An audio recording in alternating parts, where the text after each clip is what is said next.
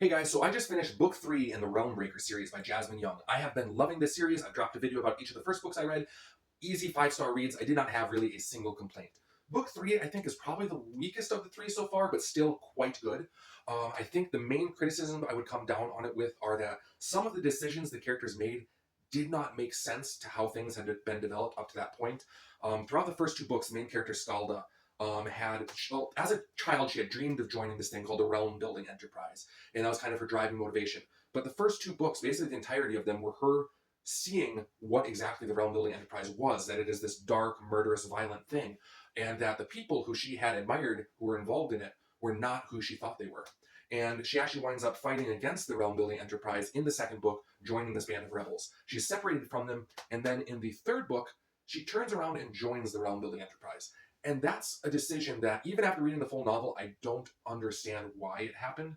And it felt like a 180 from the development that had gone on in the last two books. So there were a few things like that in this book that kind of gave me pause, but it's a matter of taste, it's subjective, it's literature. And so I am really willing to give the author the benefit of the doubt that she's earned over those last two excellent books. And maybe as I keep reading the series, I'll understand those decisions better.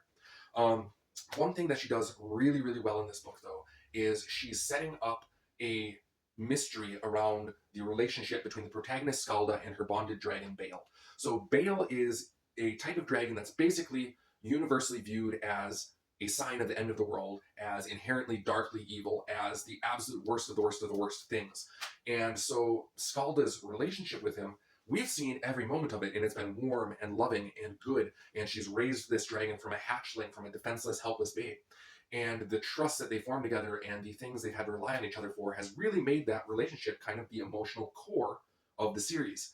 And now, all the characters around her who are so convinced that there's something dark going on, there's starting to be hints that maybe there's more to that, because Bale is capable of psychic manipulation. It's part of what his race does. They control and manipulate humans.